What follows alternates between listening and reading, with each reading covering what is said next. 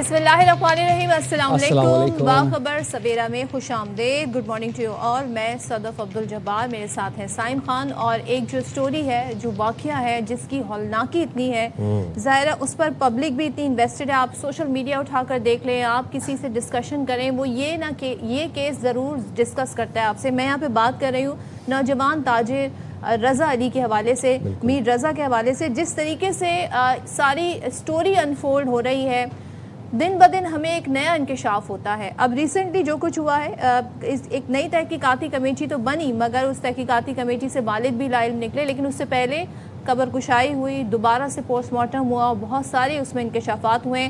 अगर आप पहली जो MLO की रिपोर्ट है पोस्टमार्टम की और दूसरी जो पोस्टमार्टम की रिपोर्ट है, अगर दोनों को साइड बाय साइड रखें तो बहुत ज़्यादा डिफरेंसेस होते हैं। अब ज़ाहिर है दूसरी जो रिपोर्ट है उसकी बुनियाद पर अब दफात भी FIR में चेंज की गई। अच्छा, जिस तरह से स्टोरी अनफोल्ड हो रही है, उस तरह से सिंध पुलिस की कारकर्दगी पे सवालिया निशानात उठते जा रहे हैं। दो सबसे अहम और इम्पॉर्टेंट बातें जो बेसिक इस पूरे केस के अंदर हैं वो ये हैं। सवाल ये है कि जनाब जो पहली पोस्टमार्टम की रिपोर्ट थी वो क्यों दुरुस्त नहीं बनाई गई, उसके ऊपर क्यों नहीं प्रॉपर से इन्वेस्टिगेशन की गई और उसको सही तरह से क्यों नहीं बनाया, क्योंकि जो दूसरी पोस्टमार्टम की रिपोर्ट है वो उसके बरअक्स है, उसमें बहुत से इंकशाफात हैं जो पहली में नहीं थे। दूसरी बात ये है कि जो मेडिकल बोर्ड बनाया गया था कब्र कुशाई के लिए, वो रातों रात क्यों चेंज हुआ, वो किसके कहने पर चेंज हुआ, क्या है ये स्टोरी, किसको कवर अप है, ये क्या है, व्हाई वाज इसको सुसाइड क्यों शो करवाया जा रहा था, ये सबसे बड़ा सवाल। स्ट्रेस क्यों डाला जा रहा था इस बात पर कि जी सुसाइड कमिट की है। और हमें जो वालिद साहब की गुफ्तगू है वो तो यही बता रहे हैं कि पुलिस ने बारहा उन्हें बिठा के घंटों ये कन्विंस करने की कोशिश की कि आपके बेटे ने खुदकुशी की है। लेकिन कहते हैं ना, ये बाप जिसने ये फैमिली जो इतना दुख झेल रही है, वो डट गई, वो खड़े हो गए कि हमारा बेटा ऐसा नहीं कर सकता। और जो उन्होंने अपनी आंखों से बॉडी की हालत देखी थी, उसके बाद उन्होंने अपने दिल पर पत्थर रखकर, बहुत ही मुश्किल फैसला था उनके लिए, वो इस बात पर डट गए कि दोबारा से इसका पोस्टमार्टम होना चाहिए। आसान नहीं होता किसी भी बाप के लिए या वालिदैन के लिए अपने जवान औलाद की कब्र कुशाई करवाना, पहले तो दफनाना और उसके बाद फिर दोबारा कब्र कुशाई करवाना। लेकिन बहरहाल मीर रज़ा के कत्ल केस की तहकीकात के लिए अदालती कमीशन बनाने का फैसला कर लिया गया। तो जनाब अब जुडिशल कमीशन बनाने का ऐलान किया गया है। वज़ीर दाखिला सिंध ज़ियाउल अंजार और मेयर कराची मुर्तज़ा वहाब गुज़िश्ता रोज़ मीर रज़ा के घर पहुँचे।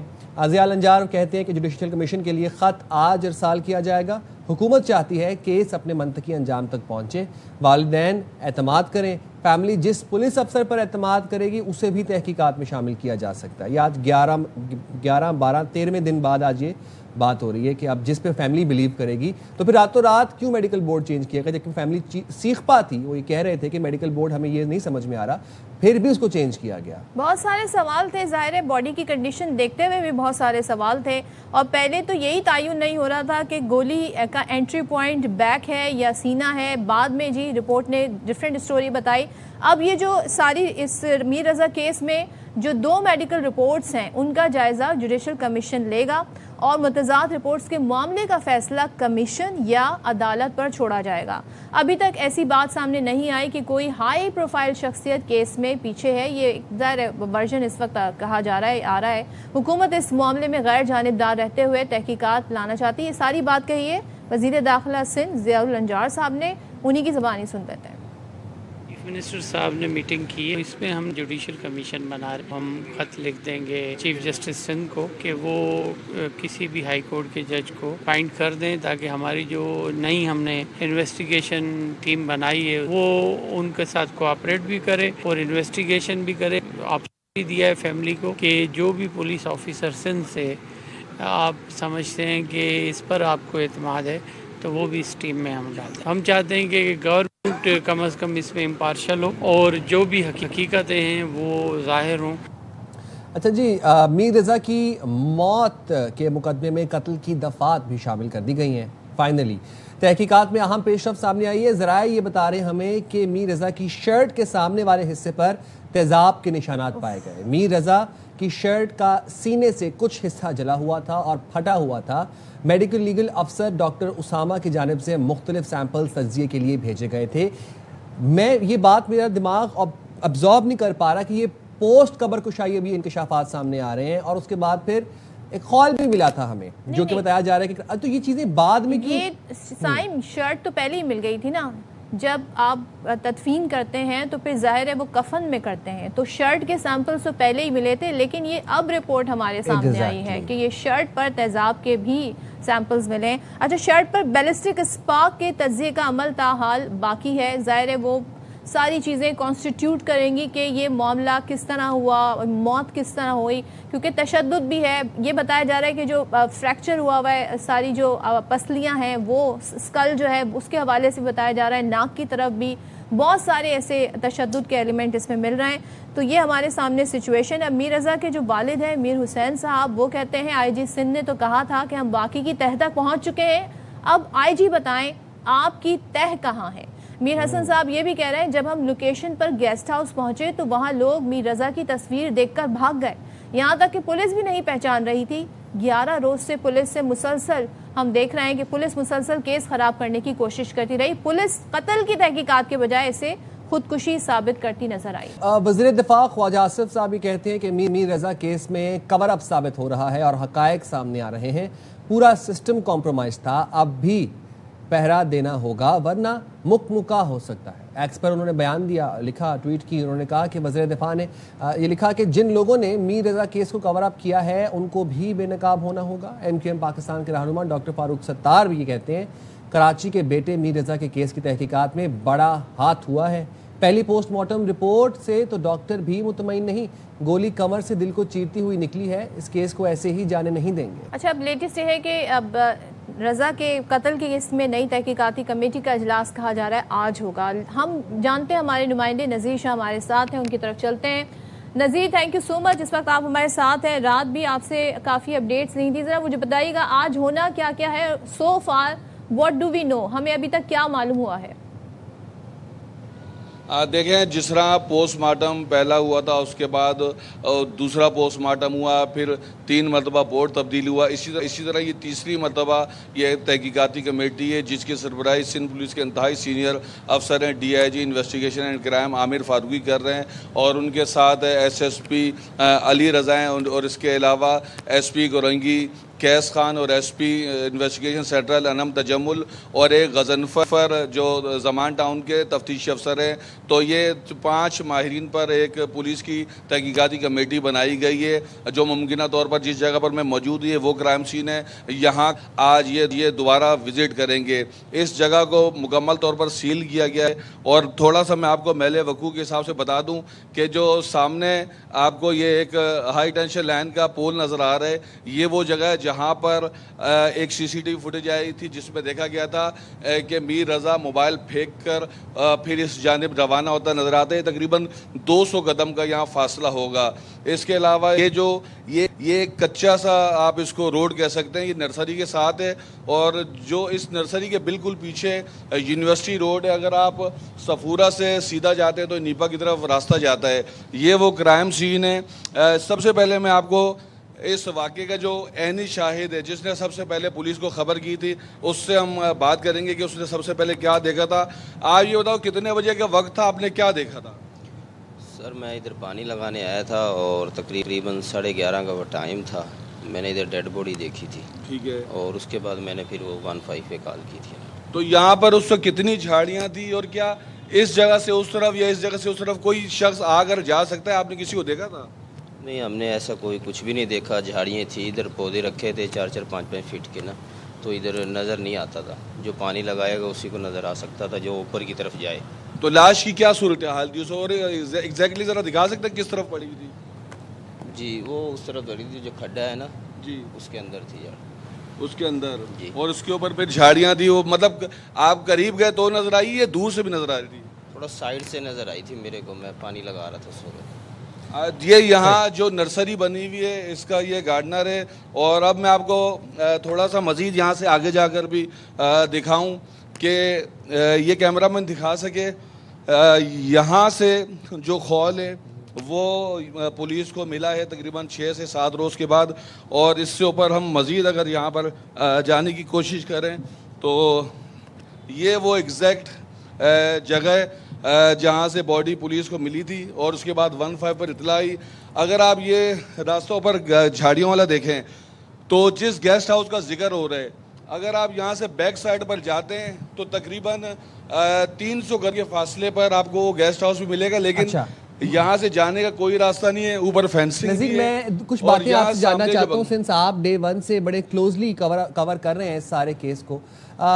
दो बातें जानना चाहता हूँ। एक बात तो ये है कि जो नई पोस्टमार्टम रिपोर्ट है उसमें इंकशाफात हुए हैं, वो रिपोर्ट कैसे डिफरेंट है पुरानी रिपोर्ट से, जो पहले वाली रिपोर्ट थी। दूसरी बात, आप अभी एक जगह बताया था जहां से खौल बरामद हुआ था, उस खौल के ऊपर अभी तक क्या इन्वेस्टिगेशन की गई है, और क्राइम सीन यूनिट को पहली दफा में, पहली सर्च में वो खौल क्यों नहीं मिला था? 6-7 दिन बाद वो खौल कैसे मिल गया? देखिए साहब, आपके आखिरी सवाल का जवाब ये है कि क्राइम सीन यूनिट ने विजिट ही नहीं यहाँ किया था। अच्छा। जिस वक्त ये बॉडी मिली थी उस वक्त इसको एक नशे के आदी अफराद की लाश समझा गया था, और उसकी तलाश डिवाइस से उसके फिंगरप्रिंट लेने की कोशिश की गई, जिस पर बॉडी चूँकि थोड़ी डीकम्पोज थी और बताया जा रहा है कि उसके फिंगरप्रिंट मैच नहीं हो सके थे, कोई शनाख्त नहीं आ सकी थी, जिसके बाद उसको अस्पताल भेजा गया। और दूसरी बात, जो खौल की आप बात कर रहे हैं, तो उस खौल को जांच करने का सिर्फ दो हैं। एक तरीका ये कि वो हथियार ढूंढा जाए जिससे वो गोली चली थी, और जो सामने इधर एक कैमरा लगा हुआ है, उस कैमरे के अंदर वो जो थैला लेकर जो शख्स था जो काफ़ी देर यहाँ रहा, जिसने मुमकिन तौर पर उस बॉडी की तलाशी भी ली और उसकी जेबें बाहर निकली हुई थी, तो वो ले गया वो पिस्तौल। लेकिन इसका दूसरा एक तरीका ये भी है कि हथियार ख़रीदने के बाद एक SOP है जो भी पूरी करनी होती है, चाहे आम आदमी हो या सिक्योरिटी कंपनी हो, क्योंकि सिक्योरिटी गार्ड का हथियार था।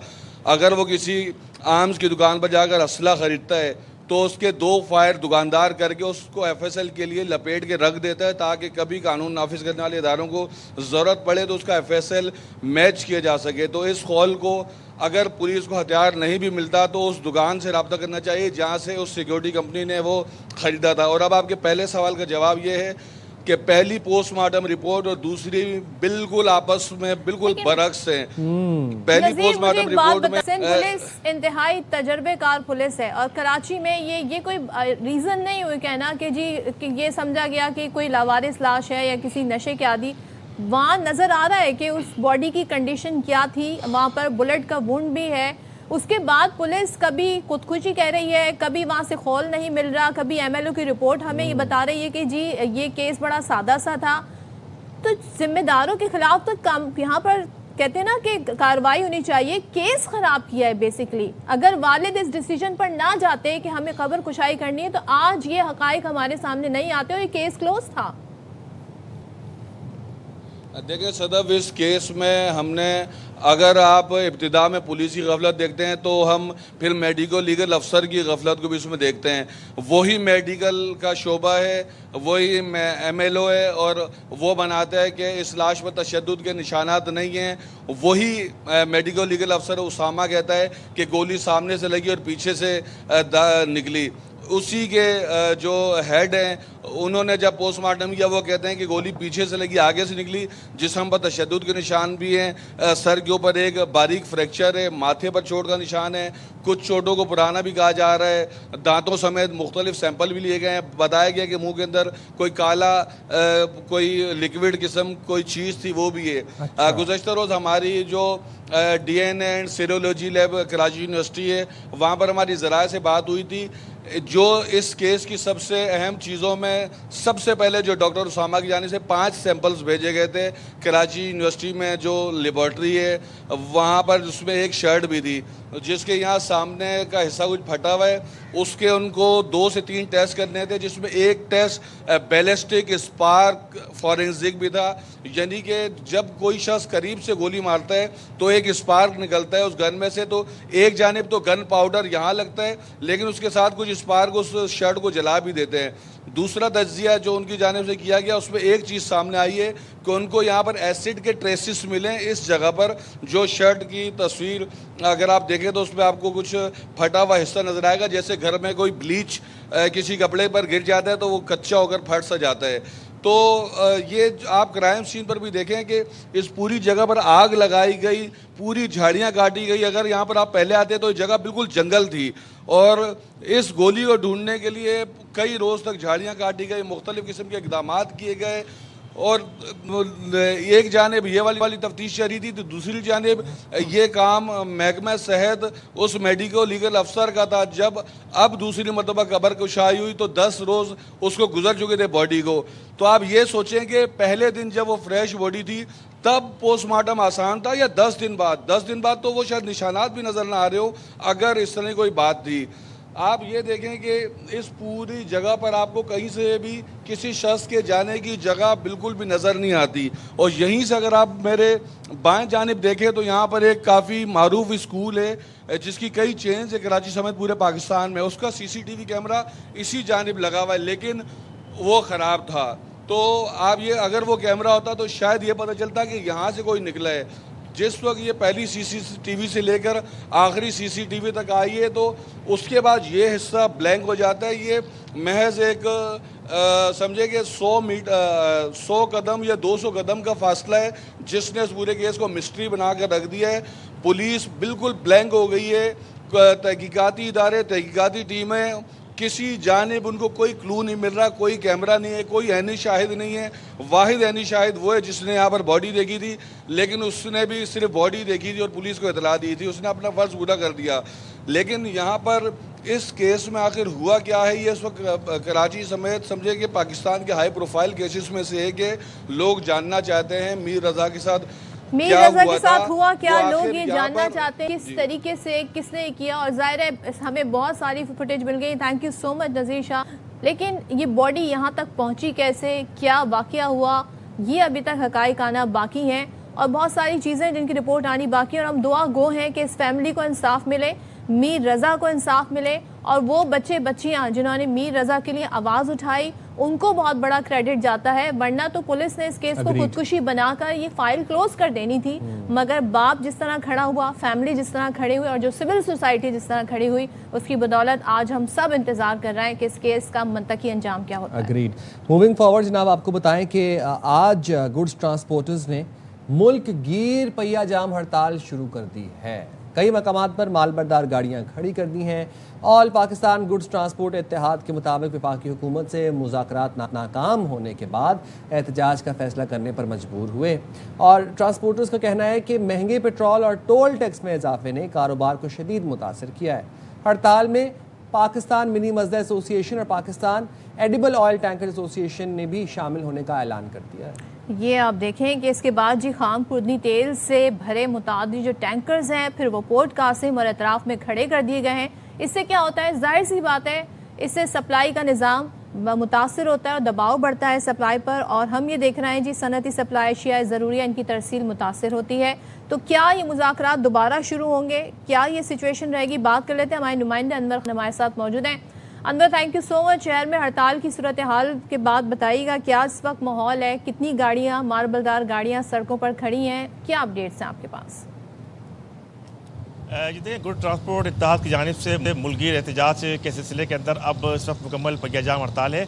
और इस पहियाजाम हड़ताल के नतीजे के अंदर हज़ारों की तादाद के अंदर मालबरदार गाड़ियाँ इस वक्त अपने मुख्तलिफ जो उनके टर्मिनल हैं उसके अगर आप बात करेंगे, केमाड़ी की बात करेंगे, बिल कासिम की बात करेंगे, दीगर जगहों की बात करेंगे कि तमाम की तमाम मालबरदार गाड़ियाँ इस वक्त सड़कों, उनके अतराफ़ और अड्डों के ऊपर मौजूद हैं। और जो ट्रांसपोर्ट और इत्तेहाद है इसके अंदर अब तमाम की तमाम जो तंजीमें हैं, मुल्क की चारों सूबाई तंजीमें इसके अंदर शामिल हो चुकी हैं। अब उनका एक बुनियादी मुतालबा है कि 12 नुकाती जो चार्टर ऑफ डिमांड पेश किया गया है उसके हवाले से अब वफाकी हुकूमत को और उनके साथ साथ सूबाई हुकूमतों को तहरीरी यकीन दहानी करानी होगी। इस मरतबा का जो एहतजाज है, जो पहियाजाम हड़ताल है, वो उस वक्त तक ख़त्म नहीं किया जाएगा कि जब तक वफाकी और सूबाई हुकूमतों की जानिब से बाज़ाब्ता तौर पर तहरीरी तौर पर जवाब नहीं दिया जाएगा। उनका बुनियादी मुतालबा ये है कि रोज़मर्रा बुनियादों के ऊपर जो फ्यूल की कीमतें हैं उनको फौरी तौर पर वापस लिया जाए।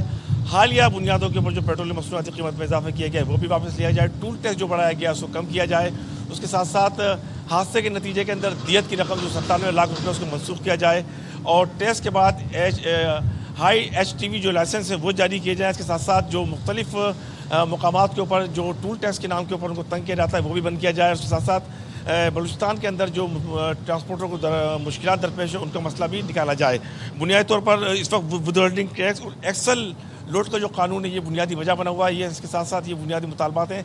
अब इसकी नतीजा ये हो रही है कि एडिबल ऑयल की तहसील का अमल शदीद मुतासर हुआ है। कंटेनर खरीद किए जा चुके हैं पोर्ट कासिम के ऊपर और उसके साथ साथ दीगर टर्मिनल के ऊपर, जिसके नतीजे के अंदर अशिया खुर्दनोश की भी आने वाले दिनों के अंदर शदीद किल्लत का खदशा पैदा हो सकेगा, क्योंकि बड़ी तादाद के अंदर, हज़ारों की तादाद के अंदर जब गुड ट्रांसपोर्टर मुल्क के तुरोज़ के अंदर चीज़ें लेके जाते हैं, उनकी सप्लाई मुतासर होगी, तो यकीनी तौर पर इसके असरात आने वाले दिनों के अंदर लोगों के ऊपर भी पड़ेंगे, मार्केट के ऊपर भी पड़ेंगे। ताहम इस वक्त इस बात का इम्कान है कि आज वफाकी हुकूमत के साथ एक मुज़ाकरात का दौर शुरू होगा और उसके साथ साथ कराची में 2 बजे मुतवक्किल तौर पर कमीशन ऑफिस के अंदर भी जो ट्रांसपोर्ट इत्तेहाद के लोग हैं वो इनसे मुलाकात करेंगे। तो इस बात का इम्कान है कि इन मुलाकातों के नतीजे के अंदर कोई सूरत हाल बेहतर हो सके। ताहम अब तक कोई पेशरफ सामने नहीं आ सकी है और हतमी तौर पर यह बिल्कुल कहा जा सकता है कि जो मुज़ाकरात हैं वो नाकाम है और इस नाकाम मुज़ाकरात की सूरत के अंदर इस वक्त मुल्क भर के अंदर तमाम के तमाम जो बड़े ट्रक होल्डर्स हैं, जो कि ट्रक ट्रांसपोर्टर हैं, मालबरदार गाड़ियाँ हैं, उन्होंने अपने एहतजाज को जारी रखा हुआ है। वो इस बात का इंतजार कर रहे हैं कि वफाकी हुकूमत तहरीर यकीन दहानी करे, उनके 12 नुकाती चार्टर और डिमांड को मंजूर किया जाए, उसके बगैर ये एहतजाज खत्म नहीं किया जाएगा। ठीक है, बहुत शुक्रिया अनवर, आप हमें सिचुएशन से अपडेट कर रहे थे और ऑन ग्राउंड क्या सिचुएशन है ये आपको हमने बताई है। गुफ्तगू भी कर लेंगे इस हवाले से। मौजूद है हमारे साथ सदर ऑल पाकिस्तान ट्रांसपोर्ट इत्तेहाद मलिक शहजाद अवान साहब हमारे साथ मौजूद होंगे, उनसे भी जान लेंगे कि उनका मौक़िफ़ क्या है, बेसिकली मुतालबात क्या है, क्योंकि अभी ना सिर्फ गुड्स ट्रांसपोर्टर्स हैं बल्कि मिनी मज़दा एसोसिएशन भी है और एडिबल ऑयल ट्रांसपोर्ट एसोसिएशन भी इनके साथ मिल गई और अभी कोलैबोरेशन में एक मुल्क की रहते साइम ये तो होना ही था। ये अब मैं तो समझ रही हूँ काफ़ी लेट इन्होंने ये सूरत हाल क्रिएट की है, बिकॉज वो जो ऑयल प्राइसेस डेली की बुनियाद पर चेंज हो रहे हैं, तो अब इनका कहना ही है कि पेट्रोल की कीमत है, टोल टैक्स में इजाफा है, अखराजात में हमारे इजाफा हो गया है, तो ये तमाम तर इशू उन्होंने हुकूमत के सामने रखे। मैं तो कहता हूँ इंडिपेंडेंस डे पे इस साल कोई बाजा ना बजाए। पूछे क्यों? इसका इससे क्या ताल्लुक है? क्योंकि ये बजाने की जिम्मेदारी इस दफ़ा गवर्नमेंट ने ली हुई है ना। हम बाजा बन गए हैं, लिटरली अवाम बाजा बन गए पेट्रोल प्राइसेस से और रोज़ अवाम जो है वो हम बज रहे हैं। पेट्रोलियम प्राइसेस में रोज़ इजाफा हो रहा है। साइम की अपनी सारी एक कहते हैं ना ये तशरीह है। आप मुझे बताएं, इस साल हमने 458 रुपीज़ पर लीटर पेट्रोल भरा है। आप ये एक्सेप्ट कर सकती हैं बात? हम लोगों ने भरा है ना, हम भी डलवाते रहे हैं। 458 रुपीज़ पर लीटर। अब ठीक है, उसमें वॉर थी, नाउ दैट मुज़ाकरात की बातें हो रही हैं, मफाहमत की बातें हो रही हैं। भाई अली परवेज मलिक साहब ने कल ही बयान दिया है कि खुशखबरी पब्लिक को मिल सकती है अगर तो सूरत हाल ऐसे ही आलमी मार्केट में जरा बेहतर होती है। अगर 2 दिन तक आलमी मार्केट में पेट्रोलियम प्राइसेस मुस्तहकम रहीं तो फिर एक कोई अच्छी खुशखबरी आपको सुनने में मिलेगी। वी होप एंड प्रे कि वो खुशखबरी 3 रुपये या 2 रुपये या 4 रुपये की ना हो, वो एक बड़ा डिक्रीज़ हो जिससे हमें वाकई को रिलीफ मिले, को सुख का सांस मिले, क्योंकि अब मुझे नहीं लगता कि हमारे मजीद सख्त है पेट्रोलियम प्राइसेस इतनी एक्सपेंसिव अफोर्ड करने। चलें, साइम ने तो कहते हैं ना यहाँ पर अपने दिल की बात कर दी है। मैं यहाँ पर ब्रेक ले लेती हूँ, ब्रेक के बाद वापस आता हूँ।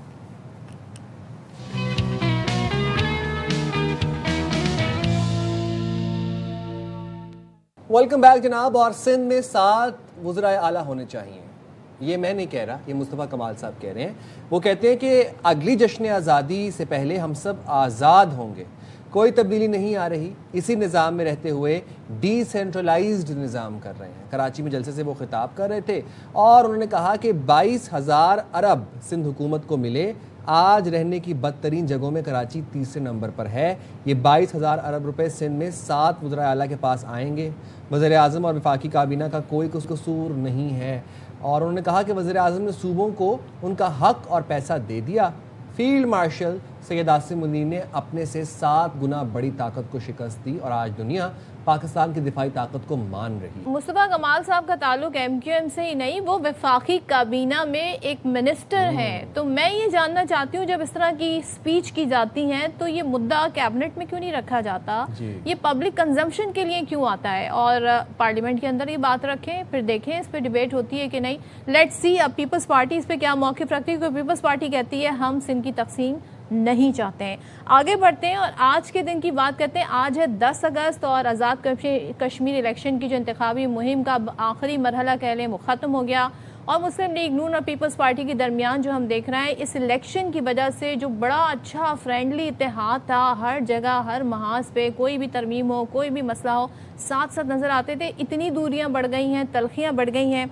पीपल्स पार्टी की जानिब से मुस्लिम लीग नून मुसलसल जो है वो हम देख रहे हैं इस इल्ज़ामात की जद में है कि धांधली उन्होंने की है। ज़राई कहते हैं पीपल्स पार्टी के जो रहनुमाओं हैं उनको नून लीग से राब्तों से रोक दिया गया है। और ये भी ज़राए बता रहे हैं पीपी क़यादत ने पीपी रहनुमाओं पार्लियामेंटेरियंस को नई गाइडलाइंस जारी की हैं, जिसमें कहा गया है कि वफाकी वज़रा लीगी रहनुमाओं से राब्तों से गुरेज करें, डिस्टेंस रखें, फासला रखें और लीगी रहनुमाओं के जो सियासी पैगामात हैं उनके जवाब भी आपको देने की ज़रूरत नहीं है। अच्छा, और ये भी एक खबर सामने आई है, गालिबन आप ही की शो में रात को ये शौकत यूसुफ साहब ने बताया था कि पीपल्स पार्टी के एक सीनियर ओहदेदार ने, एक रहनुमा ने पीटीआई से रब्ता किया है। अब वो शौकत यूसुफ सईद साहब ये बताने से गुरेज कर रहे थे कि वो कौन सी शख्सियत है, लेकिन ये उन्होंने बिल्कुल तस्दीक कर दी कि रब्ता हुआ है पीपल्स पार्टी और पीटीआई का, और टॉप टियर की आदत में से हुआ है। जी, वो कह रहे हैं सिंध से उनका ताल्लुक है, पीपल्स पार्टी की अहम आला शख्सियत है, नाम उन्होंने बहरहाल नहीं बताया है। और ये बातें बड़ी इंटरेस्टिंग है, टाइम बड़ा मैटर करता है। आज 10 तारीख है, तीसरा मरहला है आज़ाद कश्मीर इलेक्शन का, जिसमें 3 बाग की नशिस्त हैं और 1 हवेली की। तो देखते हैं अब आज पूरी पिक्चर क्लियर हो जाएगी और यहाँ पर फिर क्या होता है। 5 साल के लिए आज़ाद कश्मीर में कौन हुकूमत करेगा। हमारे साथ वैसे इस वक्त नून लीग से मौजूद हैं हुज़ैफा रहमान साहब, उनसे बात कर लेते हैं। Thank you so much Huzaifa साहब। सबसे पहले तो मुझे बताइएगा, मैं पहले इस खबर के बारे में आपसे जानना चाह रही हूँ, क्या वाक़ईतन आपके इल्म में है कि पीपल्स पार्टी के रहनुमाओं को पीपल्स पार्टी की तरफ से, ज़ाहिर आला क़यादत की तरफ से ऐसा होगा, ये कह दिया गया है कि लीगी वज़रा से और लीगी रहनुमाओं से आप डिस्टेंस रखें, फासला रखें, राब्ते ना करें, पैगामात के जवाबात भी ना दें? मुझे तो इस बात का नहीं पता कि पीपल्स पार्टी की आला क़यादत ने पैगाम दिया या नहीं दिया, क्योंकि पीपल्स पार्टी के बहुत सारे दोस्त हैं हमारे, जिनसे मेरा रात भी रब्ता हुआ। हाँ, ये ज़रूर हो सकता है कि किसी स्पेसिफिक पर्पज़ के लिए कोई पैगाम रसानी से रोका गया हो, या किसी मामले पर कोई बयान देने से या किसी मामले को फैसला लेने से रोका गया हो। लेकिन मेरे ख़्याल से इन जनरल ये बात दुरुस्त नहीं लगती कि कोई पार्टी लीडरशिप रोक दे कि भाई आप अपने ज़ाती मरासिम या ज़ाती ताल्लुकात या ज़ाती रवाबित भी ना रखें। बाकी मेरे ख़्याल से आज जो तीसरा मरहला जब मुकम्मल हो जाएगा, तो जो गर्मा गर्मी शुरू हुई थी पाकिस्तान पीपल्स पार्टी और पाकिस्तान मुस्लिम नून के दरमियान, मेरी अपनी असेसमेंट तो ये कहती है कि चेयरमैन बिलावल की तकारीर भी सियासी नौयत की तकारीर थी, और मकसद सिर्फ यही था कि कश्मीर में अपने वोटर को मोबिलाइज़ करें। और ज़ाहिर है अगर बिलावल साहब नून लीग पे तनकीद ना करते तो किस पे तनकीद करते। ज़ाहिर उन्होंने हुकूमत पर ही तनकीद कर वोट हासिल करना था। और ख़ास तौर पर आखिर मरहले में जब क्लैरिटी आ गई थी कि PMLN हुकूमत बनाने जा रही है, 24 हमने सीट्स हासिल कर ली थी, और अगर रिजर्व मिला देते तो 29 से ऊपर सीटें चली जाती थी। तो लेकिन वोटर को मोबिलाइज़ करने के लिए उन्होंने फिर 3-4 दिन पहले शदीद सख्त तकरीर की कि भाई अभी हुकूमत नहीं बनने जा रही नून लीग की, या मुजफ्फराबाद में हुकूमत बनने की क्लैरिटी नहीं है। मकसद सिर्फ यही था कि लोगों का जो इंटरेस्ट है वो लूज़ ना कर जाए।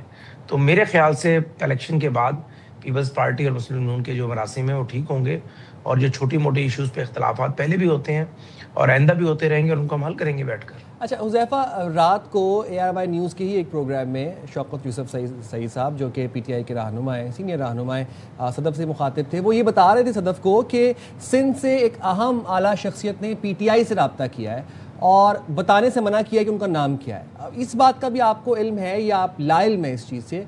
क्योंकि बिलावल साहब तो आप लोगों की उल्टी गिनती शुरू कर चुके हैं टिकटॉक के साथ, तो कोई नया इत्तेहाद बनने जा रहा है क्या? नून लीग को कोई सरप्राइज़ मिलने जा रहा है, और आप लोग एंटिसिपेट कर रहे हैं ऐसे सरप्राइज़ को किसी? जी साहिब साहब, गुजारिश ये है कि वज़ीर-ए-आज़म साहब को तो लामाला इल्म में होगा, क्योंकि इंटेलिजेंस एजेंसीज़ रिपोर्ट्स PM साहब को दे रही होती हैं गाए बगाहे, इंटेलिजेंस ब्यूरो है, बाकी चीज़ें हैं, लेकिन मेरे इल्म में नहीं है। और मैं समझता हूँ कि जब शौकत यूसुफ साहब ने ख़ुद भी नाम नहीं लिया और वो इतना ही सीक्रेट उन्होंने रब्ता किया है, तो मेरे ख्याल से उनका नाम मुझे या किसी और को पता होना ज़रूरी भी नहीं है। लेकिन मैं इतना ज़रूर कहूँगा कि पीपल्स पार्टी इस तरह के स्टंट प्ले करती है, लेकिन ये आपकी मैं से मालूमात के लिए अर्ज़ कर दूँ कि पीपल्स पार्टी हमारी इत्तेहादी भी है और हमारी ख्वाहिश भी है कि इत्तेहाद कायम रहे और हम आपस में जो है इत्तेहाद को मजबूत करें। लेकिन गुजारिश ये है कि पीपल्स पार्टी के बगैर भी PMLN के पास जो नेशनल असम्बली में 169 का नंबर है, बल्कि 169 से भी हमारे पास नंबर ज़्यादा है। यानी अगर आप MQM को मिला लें और IPP को मिला लें, बाप पार्टी और PMLN, और साथ औरंगज़ेब खिची और मुबारक ज़ेब, जो PTI से क्लेम था PTI का कि हमारे लोग हैं, आज़ाद थे, लेकिन उन्होंने 26वीं तरमीम में हमें वोट दिया, तो 169 नंबर बनते हैं। इसके अलावा भी 10 से 12 ऐसे लोग हैं जो कि जिनका ताल्लुक PTI क्लेम करती है हमारे साथ है, लेकिन वो आज़ाद हैं, स्टिल आज़ाद है। लेकिन उन्होंने भी हुकूमत को यकीन दहानी करा रखी है। तो हुकूमत के पास आजाद किसी नंबर के नहीं गेम का तो कोई होते, मसला नहीं है। आजाद तो किसी के नहीं होते, जहाँ का आजाद रुख हवा का आजाद रुख होता है हुकूमत वो के होते वहीं हैं। पे चल पड़ते हैं, हाँ, हवा उन्हें मैं वहीं पे आपके- धकेल देती है। मैं आपसे जी सदफ, मैं बिल्कुल आपसे एग्री करता हूँ। आजाद हमेशा हुकूमत के ही होते हैं, हाँ। क्योंकि हवा का रुख हुकूमत की तरफ होता है। हाँ, अगर हुकूमत से रुख फिर जाए फिर आजाद उस तरफ चले जाते हैं जो आप कह रही हैं। इतना रिलाय जहाँ ना करें हुकूमत- आप गिलगित में आजाद फिर पे। आज़ाद क्यों नहीं थे हुकूमत के साथ गिलगित बल्तिस्तान इलेक्शन? नहीं, मैं गुजारिश कुछ और कर रहा हूँ। मैं ये अर्ज कर रहा हूँ कि जो 169 का फिगर है वो पीएम साहब के पास पूरा है, एतमाद का वोट लेना हो या बाकी चीज़ें हो, लेकिन बजट के मौके पर या दीगर मौक़ों पर जो हम बार बार पीपल्स पार्टी को मनाते हैं, तो वज़ीर-ए-आज़म साहब की आखिरी वक्त तक हत्तुकुल विसाई कोशिश होती है कि पीपल्स पार्टी हमारे इत्तेहाद में जुड़ी रहे और पीपल्स पार्टी को मनाकर हम आगे चलें। लेकिन अगर अल्लाह ना करे पीपल्स पार्टी ने कोई और ऑप्शन की तरफ जाने का फैसला किया, या जिस तरह आपने बताया कि कोई शौकत यूसुफ साहब ने, बिल्कुल रात मैंने भी सुना था कि उन्होंने क्लेम किया है कि पीपल्स पार्टी किसी सीनियर लीडर ने रब्ता किया है, तो ज़ाहिर है सियासत में दरवाजे खुले होते हैं। हम पीपल्स पार्टी को ना रोक सकते हैं, ना पीपल्स पार्टी को हम मजबूर कर सकते हैं कि आप राब्ते ना करें। ये उनका अपना सियासी फैसला है, वो जो मर्जी करें। देखिए राब्ते ऐसे टाइम पे हो रहा है, 27 सितंबर को वो पीटीआई ने कहा है जी हम आ रहे हैं इस्लामाबाद, यहाँ पे ये नाराज होकर राब्ते बढ़ा रहे हैं, तो आप पहले किसको मनाएंगे? कौन ज्यादा आपके लिए मुश्किलात खड़ी कर रहा है इस वक्त? आपकी हुकूमत की मैं बात कर रही हूँ। देखिए, अब गुजारिश है, बिल्कुल बहुत अच्छा सवाल है, बड़ा लॉजिकल है। ऐसा गुजारिश ये है कि पीटीआई के हवाले से तो हमारा एक नुक्ता नज़र है, मेरा अपना ज़ाती भी, कि पीटीआई के पास अब वो स्ट्रीट पावर नहीं है। यानी वोटर ज़रूर मौजूद है, लेकिन जब स्ट्रीट पावर होती है तो उसे किसी ना एनओसी की ज़रूरत होती है, ना उसे कोई कर्फ्यू रोक सकता है। तो पीटीआई ज़रूर अपना शौक़ पूरा करे। लेकिन जहाँ तक आपने बात की पीपल्स पार्टी की, तो हमारी बिल्कुल अव्वलीन तरजीह होगी, पीपल्स पार्टी को हम मनाएंगे भी, राज़ी भी करने की कोशिश करेंगे। लेकिन चूँकि हम सियासतदान हैं, हमने भी अपने कार्ड्स आपके सामने शो करने हैं, बताने हैं। तो गुजारिश ये है कि पीपल्स पार्टी के साथ इत्तेहाद को कायम रखना वज़ीर-ए-आज़म साहब के नोंडी की अव्वलीन तरजीह है। लेकिन अगर अल्लाह ना करे ऐसा नहीं रहता, तो वज़ीर-ए-आज़म साहब को और पीएमएलएन की हुकूमत को नेशनल असम्बली में नंबर गेम की वजह से कोई मसला नहीं होगा। हाँ, ये ज़रूर है कि आईनी तरमीम अगर हमने करनी है, उसके लिए 2/3 चाहिए। वो 224 का नंबर है, वो पीपल्स पार्टी के बगैर पूरा नहीं हो सकता। अलबत्ता सादा अक्सरियत जो है वो पीपल्स पार्टी के बगैर भी हुकूमती कायम रहेगी। लेकिन फिर भी हम पूरा जोर लगाएंगे कि पीपल्स पार्टी और हमारे दरमियान इत्तेहाद में जो गलतफहमियाँ छोटी मोटी आई हैं, ये जजेस का मामला है या कश्मीर इलेक्शन था या दीगर मामला हैं, तो हम उसको बैठ के सेटल डाउन करें। चलें, ठीक है जी। बहुत शुक्रिया उज़ैफ़ा रहमान, आपने प्रोग्राम के लिए वक्त निकाला। Very confident. कोट बिलावल साहब ने तकरीर में ये कह रहे थे अपने जलसे में कि मेरे अगर पैर भी पकड़े जाएंगे तो मैं फिर भी नहीं मानूंगा, और उनको मैं बताऊंगा जब उनको मेरी ज़रूरत पड़ेगी, मेरे पैर पकड़ेंगे, मैं उनको बताऊंगा, उनको याद करवाऊंगा, मीरपुर याद दिलाऊंगा, मुजफ्फराबाद याद दिलाऊंगा। मुजफ्फराबाद के इंतखाबात। हम लेंगे छोटी सी ब्रेक, हाजिर होंगे ब्रेक के बाद। स्टे देयर विद अस।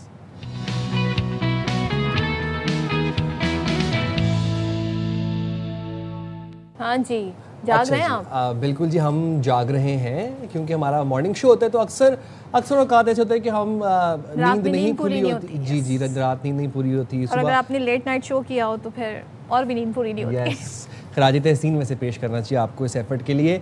अमरीकी टीवी के मॉर्निंग शो में उस वक्त एक दिलचस्प सूरत हाल पैदा हो गई जब जनाब एक खातून एंकर लाइव नशरियात के दौरान सो गई। इमेजिन, तो वो एक लाइव हिट ले रही थी, बेसिकली रिपोर्टर कॉरेस्पॉन्डेंट जो था वो लाइव था उनके साथ। तो जब वो बात कर रही थी तो इधर वो बेचारी थोड़ी सा छोटा सा नैप ले रही थी। आपको जरा पहले मनाजर दिखाते हैं, फिर इस पर तबसरा भी करते हैं। To make all of that happen.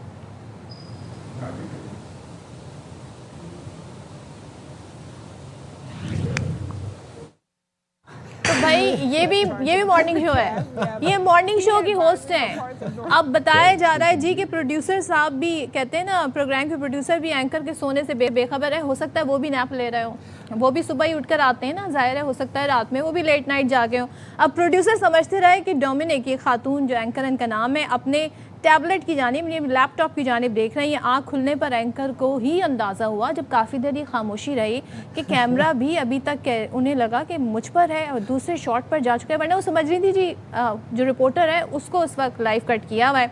बाद में बताया कि एक्चुअली वो जो खातून एंकर उन्होंने बताया कि उनकी 2 छोटी कम उम्र बच्चियाँ हैं, रात भर बच्चों की देखभाल करती हैं, बेटी जो है 8 माह की है, उसके दांत निकल रहे हैं। इन्हें अब जाहिर है, ये मैं इसलिए बता रही हूँ ना, डिटेल्स क्यों बता रही हूँ, ये सारी उन्होंने HR में लिखी होंगी। तो देखिए, HR ने जी पूछा होगा ये क्या हुआ। हाँ। तो अब पता चला जी पावर नैप ले रही थी। पावर नैप ले रही थी। तो मदर्स आर मदर्स, चाहे वो घर में अगर नहीं है, अगर वो बाहर किसी प्रोफेशन में भी हैं, तो माँ तो फिर माँ होती है। जाहिर है वो घर में 2 बच्चों की वालिदा हैं और बच्चों को भी संभाल रही थी। फिर वो बताया जा रहा है कि वो लेट शिफ्ट कर रही थी और वो गालिबन 2 बजे सोई और उसके बाद 4 बजे फिर उठ के आके प्रोग्राम करने लगी। आई एम ग्लैड कि उनकी ऑफिस ने भी ये कहा कि कोई बात नहीं, पावर नैप ले रही थी। लोगों ने भी बड़ी इनसे हमदर्दी की। तो ऐसा हो जाता है। कितने अच्छे थे वैसे, बहुत अच्छा HR, बहुत अच्छे प्रोड्यूसर, ऐसी टीम होनी चाहिए। हम भी कभी पावर नैप लें तो भाई हमें भी थोड़ा सा मार्जिन दे देगा। जी हम ब्रेक ले लेते हैं, हाजिर होते हैं ब्रेक के बाद।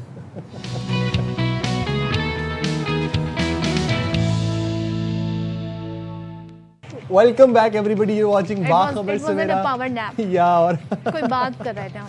तो जनाब, अल्लाह ताला ने पाकिस्तान को इतनी इज्जत से नवाजा है। आफ्टर मार्का हक 2025-2026 अब ख़त्म होने वाला है।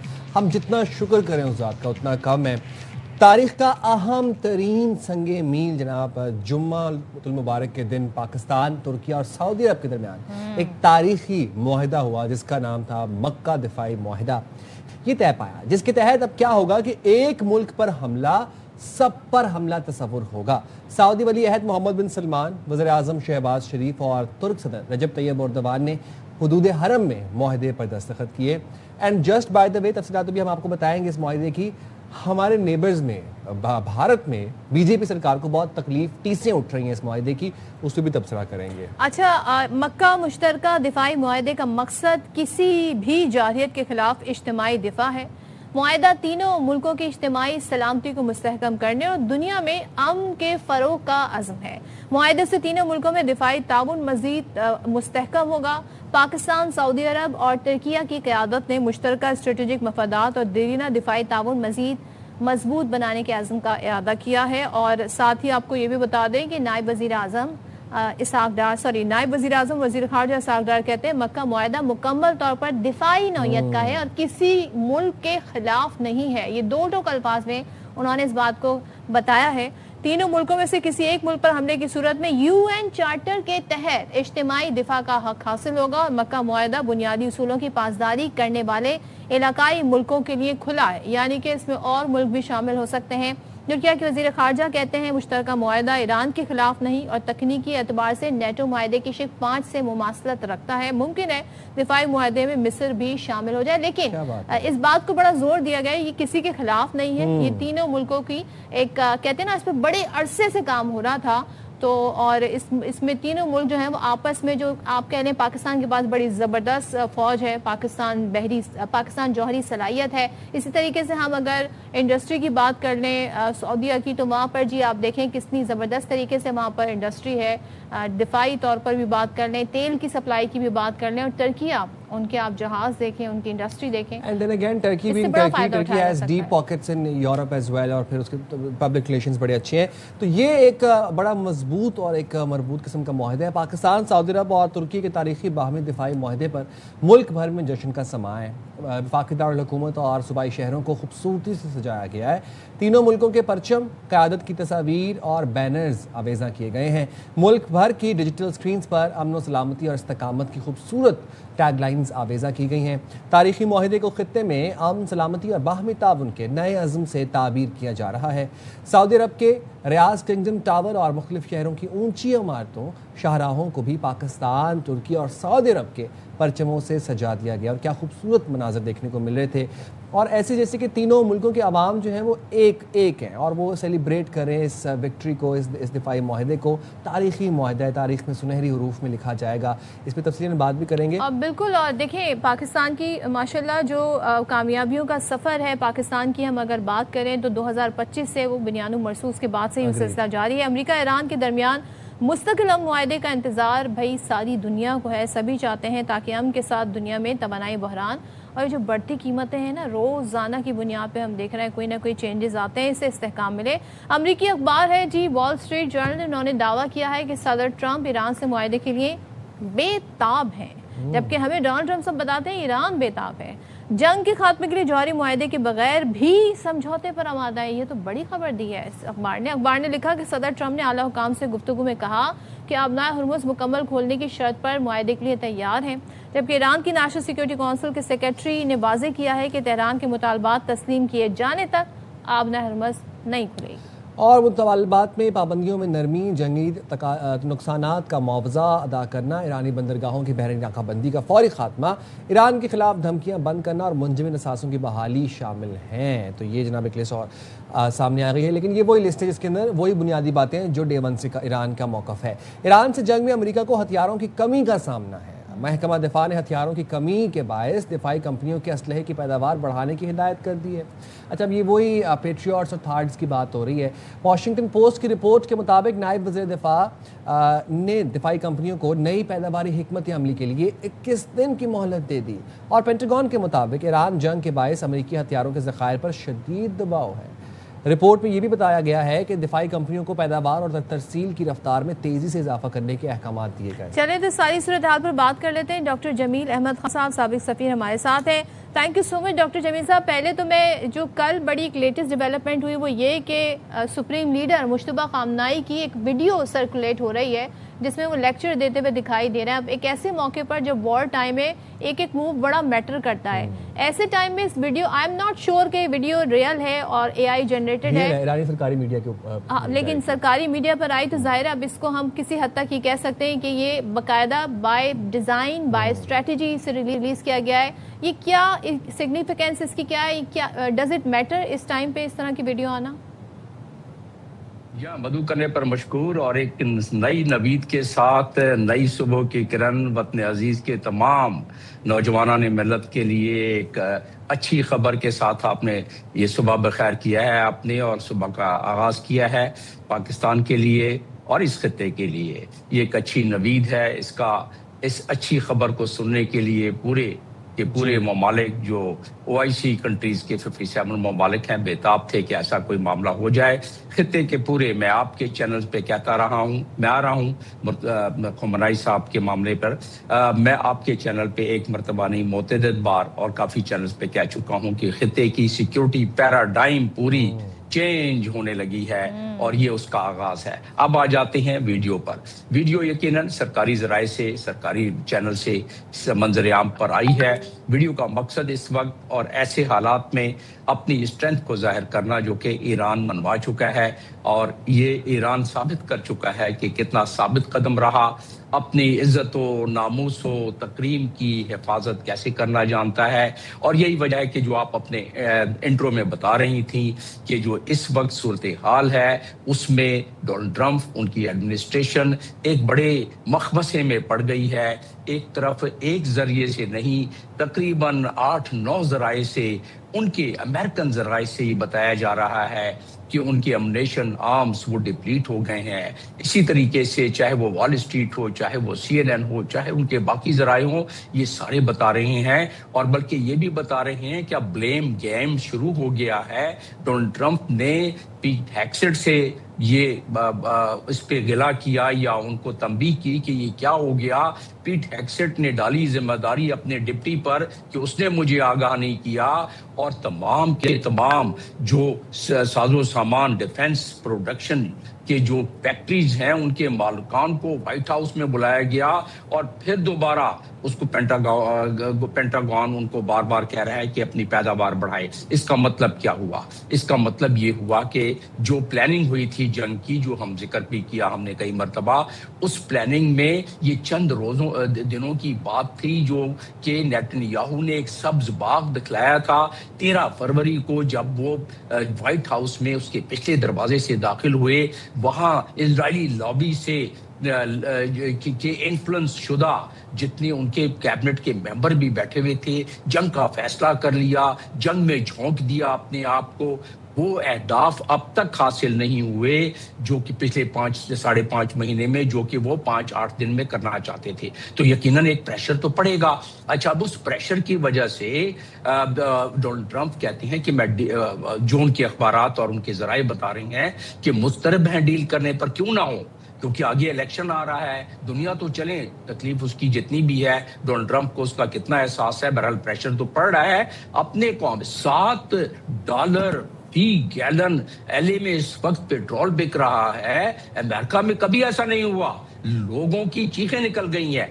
तो जो अब ये इलेक्शन आने वाला है उसमें हारना तो इसका मुकद्दर बन जाएगा अगर ये डील किसी लिहाज से नहीं। ईरान ने दूसरी तरफ अपने बड़े माकूल अंदाज से वही डिमांड रखी है जो 14 नुकात में है, और मैं एक एक करके उसको वजाहत कर सकता हूं आगे चल के आप पूछेंगे तो 14 नुकात में एक इजाफी बात उन्होंने की है कि वॉर रिप्रेशन जो हमारा नुकसान किया है वो भी हम भरवाएंगे, लेकिन उसको किसी दूसरे अंदाज में।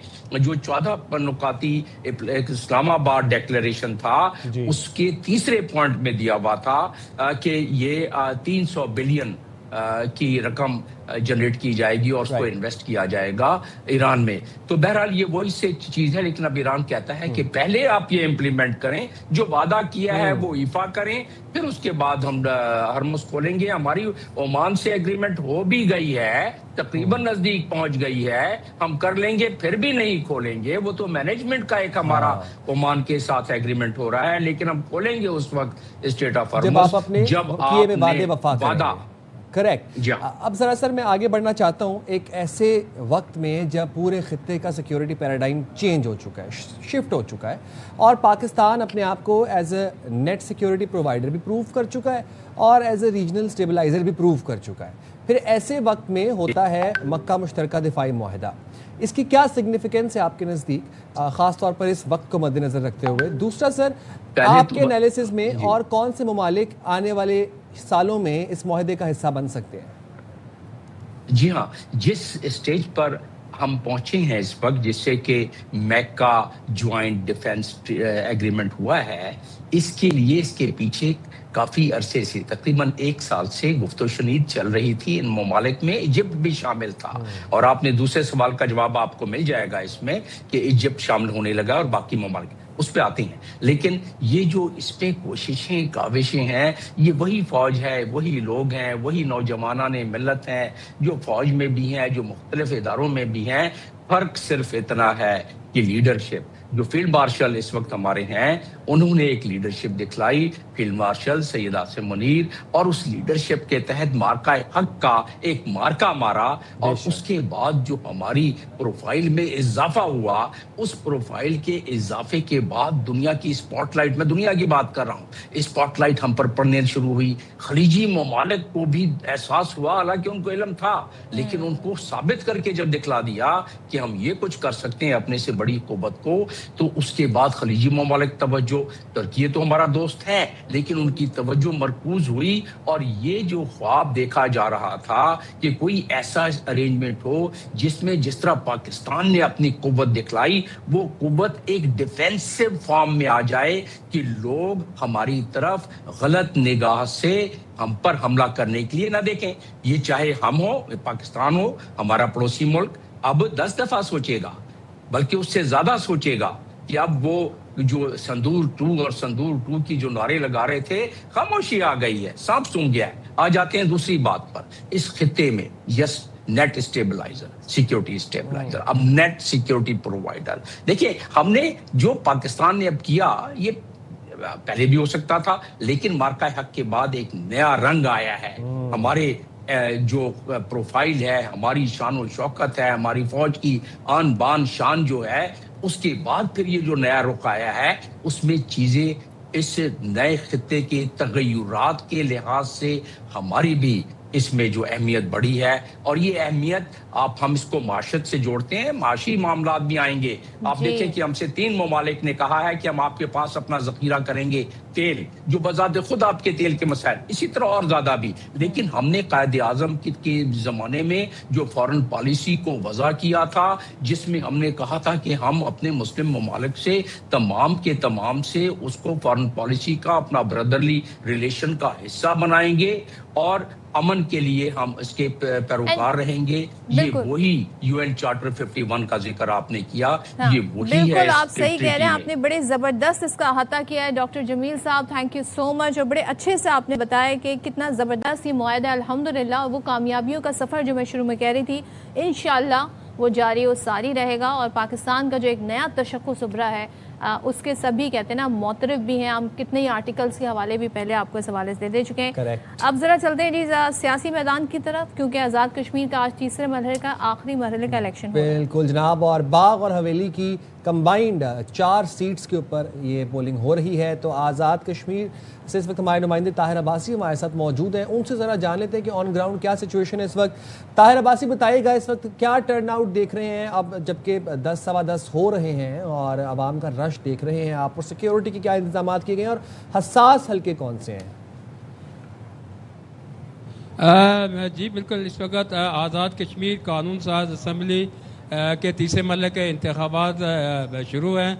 आवाम के अंदर भरपूर जोश व खरोश है और 3,43,000 जो कुल वोटर्स हैं लोग अपना वोट डाल रहे हैं आज़ादाना माहौल में। इनमें अल-14 गरबी बाग, अल-15 वस्ती बाग, अल-16 शर्की बाग, इसमें कुल जो है वो 73 के उम्मीदवार इलेक्शन में हिस्सा ले रहे हैं, जिनमें 2 साबिक वज़ीर-ए-आज़म भी जो है वो इंतखाबात में हिस्सा ले रहे हैं। सुबह 8 बजे पोलिंग का आगाज़ हुआ था, जो अभी तक पुरअमन माहौल में जो है वो वोटिंग का सिलसिला जारी है। लोग अपने हामियों के साथ आ रहे हैं और उनको वोट डाल रहे हैं। अभी तक किसी किस्म का कोई नाखुशगवार वाक़ा जो है वो भी पेश नहीं आया और पुरअमन माहौल में वोटिंग जारी है और लोग अपना हक के रायदही आज़ादाना अंदाज में जो है वो डाल रहे हैं। और कुल 73 जो है वो उम्मीदवार हैं इन 3 हलकों में, अल-14, अल-15 और अल-16 में। अच्छा ताहिर, मुझे ये भी ज़रा बता दें, हमें बताया गया था 3 मरहलों में इलेक्शन होंगे, लेकिन अभी 7 पूंछ की नशिस्तें बाकी हैं। उस हवाले से क्या अपडेट्स हैं, वहाँ पर कब इलेक्शन होने हैं? हेलो, आवाज़ नहीं आ रही आपकी। ताहिर, पूंछ की 7 सीटें बाकी हैं, उन पर इलेक्शन कब होने हैं? अच्छा चले, आई थिंक वहाँ पे कुछ टेक्निकल हो गया है, हाँ उसको रिकनेक्ट करेंगे, सारी सिचुएशन जानने की कोशिश करेंगे। बहरहाल ये हम सिचुएशन है, इसके बारे में हम आपको अपडेट्स थ्रू आउट देते रहेंगे।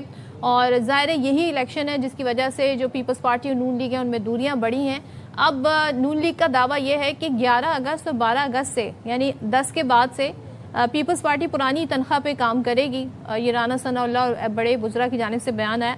देखते हैं ऐसा क्या होता है कि नहीं होता है। वो कह रहे हैं जी उन्हें एक ग्रेसफुल डिफीट चाहिए, ये नून लीग कह रही है। अब पीपल्स पार्टी क्या करती है, होता है क्या, और जो भी होगा। बिलावल साहब की उल्टी गिनती तो जारी है, वो टिकटॉक वाली ना, हाँ शायद उसकी आवाज़ नहीं पहुंच पा रही। बट जनाब मूविंग फॉरवर्ड आपको बता दें कि एक घर, एक ही तरबियत, एक जैसी मेहनत और नतीजा भी बिल्कुल एक जैसा। अब आप सोच रहे होंगे मैं क्या कह रहा हूँ, बताता हूँ मैं आपको। लाहौर के ट्रैफिक वार्डन हैं, उनकी हैं जुड़वा बेटियाँ, ठीक है। उन जुड़वा बेटियों का एक मुनफरिद एजाज़ है जो हम आपको बताने जा रहे हैं। दोनों बच्चियों ने ऐसा कमाल करके दिखाया कि हर कोई हैरान रह गया। पंजाब में मैट्रिक के इम्तिहानात में दोनों बहनों ने 1200 में से 1183 नंबर हासिल किए। दोनों के 1183, दोनों ट्विंस और दोनों के मार्क्स भी 1183। अच्छा, अब लोग समझ रहे होंगे कि जाहिर है साथ बैठी होंगी, एक जगह होंगी तो नंबर तैयारी सब एक जैसा, नहीं सेंटर्स अलग अलग थे दोनों के। वाओ मतलब एक दूसरे से काफी दूर ये सेंटर थे। हसीन इत्तेफाक, ऐसे हसीन इत्तेफाक हमारी जिंदगी में पता नहीं क्यों नहीं होते, बट व्हाट अ कोइंसिडेंस। एक दूसरे से काफी दूर थे इनके सेंटर्स, लेकिन जिस तरह ये जुड़वा है उसी तरह का नतीजा भी इनसे दूर ना रह सका। और दोनों बहनों ने आप देखें कि ना सिर्फ शानदार नंबर हासिल किए बल्कि अपनी मेहनत, लगन और मुस्तकिल मिजाजी से ये साबित कर दिए कामयाबी के लिए जज्बा और मेहनत ज़रूरी होती है। और नंबर्स इन्होंने बड़े ज़बरदस्त लिए हैं। तो बात कर लेते हैं जुड़वा बहनें हादिया इमरान और अरीबा इमरान हमारे साथ मौजूद हैं। Thank you so much Hadiya और अरीबा, आप दोनों का बहुत शुक्रिया, आप दोनों को बहुत बहुत मुबारक हो। तो सबसे पहले हादिया आपसे शुरू कर लेती हूँ, ज़रा मुझे बताइएगा ये कैसे हो गया आप लोग, वैसे आप दोनों को भी हैरानी हुई जब नंबर्स पता चले कि सेम नंबर आए दोनों के? जी बिल्कुल, बहुत ज़्यादा हैरानी हुई। अल्लाह ताला से दुआ भी की थी, मेहनत भी एक जैसी की थी, लेकिन कभी ये सोचा नहीं था कि नंबर एक जैसे आ जाएंगे। तो अल्लाह ताला ने बहुत बड़ा करम किया है। अल्लाह ताला के कब्ज़ा कुदरत में हर चीज़ है और ये मौजज़ा ही है। क्या बात है। अच्छा अरीबा, मैं आपसे जानना चाहता हूँ कि आप लोग आइडेंटिकल ट्विन्स हैं और क्या आप लोग साथ बैठ के पढ़ती थी या आप लोगों की कोचिंग एक सेम सेंटर में होती थी? वजह क्या लगती है आपको, या सिर्फ ये एक मेयर कोइंसिडेंस है? नहीं, सबसे पहले तो हम स्कूल जाया करते थे और स्कूल से ही 5 बजे वापस आते थे और घर आके एक साथ ही पढ़ते थे। जो भी पॉइंट वगैरह समझ नहीं आता था एक दूसरे से डिस्कस करते थे और सारे दोनों मिलके ही पढ़ते थे। कभी एक दूसरे से अलग होकर नहीं पढ़ा कि एक क्वेश्चन एक बहन ने कर लिया और दूसरे ने ना किया हो, दोनों ने मिलके ही पढ़ा है। शायद इसी वजह से दोनों के नंबर्स भी सेम आए। अब चलें, अब ज़रा मुझे हादिया अब आप बता दें वो राज क्या है। इतने आपने ज़बरदस्त नंबर लिए, ये तो एक अलग बात है कि आप दोनों के एक जैसे नंबर है, बट नंबर भी आपने बड़े ज़बरदस्त लिए। तो कितने घंटे पढ़ाई करते हैं आप लोग?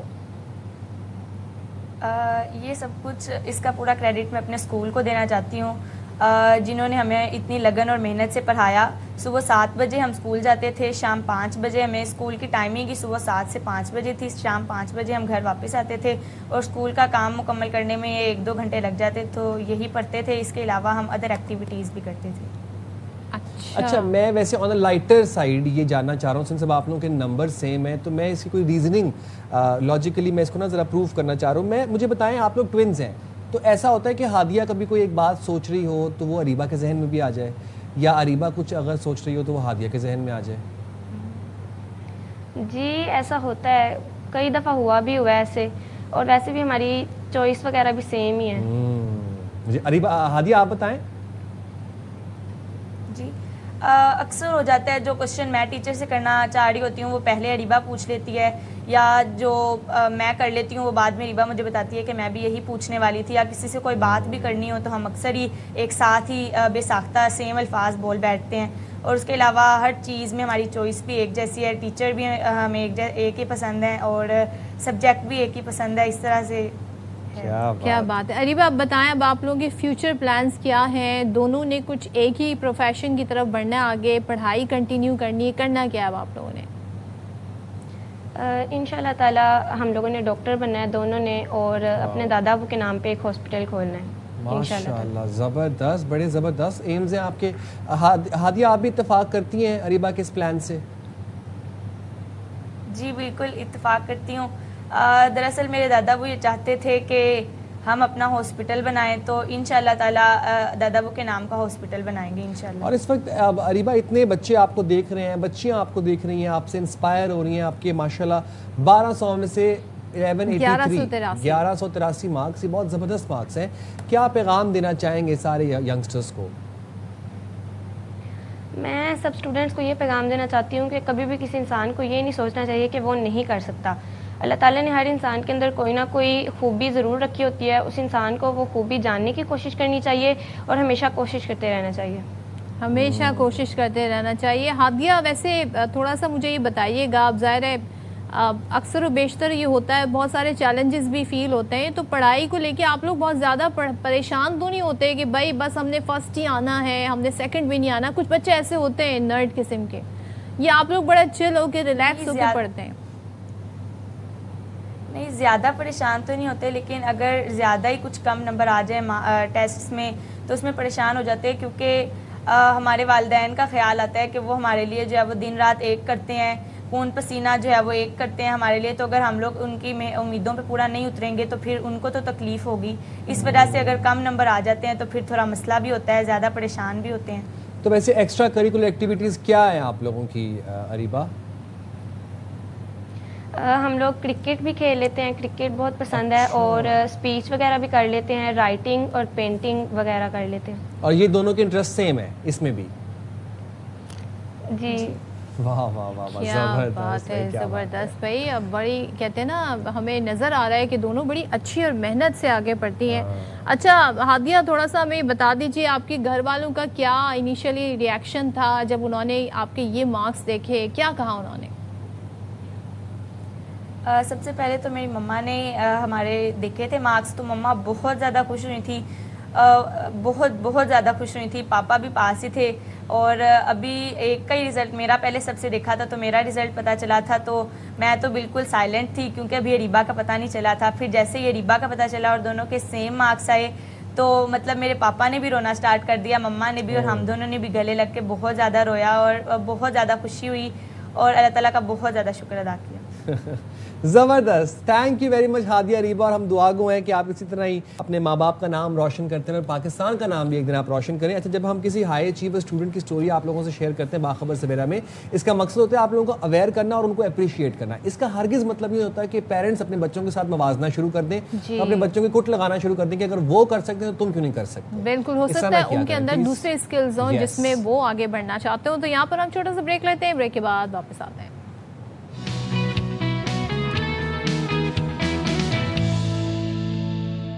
कराची का इलाका है सोहराब कोट और यहाँ पर ईदी सेंटर पर डकैती हुई। अच्छा, ये डकैती के जो मुल्ज़िमान हैं वो अभी तक नहीं पकड़े गए। अब आप सोचें, एक चैरिटी का इदारा है, वहाँ पर डकैती डजंट मेक सेंस। लेकिन जाहिर है जो डकैत हैं उनको तो किसी चीज़ की परवाही नहीं है।